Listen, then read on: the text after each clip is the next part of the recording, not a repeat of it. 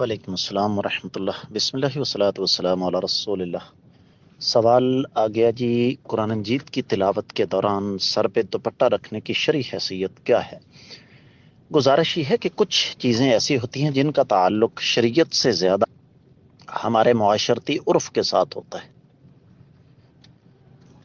اب ہم جس معاشرے میں رہ رہے ہیں نا، یہاں پر قرآن مجید کے آداب میں یہ چیز شامل ہے کہ آپ سر ڈھانپ کر بیٹھیں۔ جس طرح کے ہمارے بچے حفظ والے، وہ بغیر ٹوپی کے بھی تو بیٹھ کر قرآن مجید حفظ کر سکتے ہیں، لیکن آپ کو بہت کم ایسے مدارس ملیں گے کہ جہاں پر بچے ٹوپی کے بغیر قرآن حفظ کرنے کے لیے بیٹھیں۔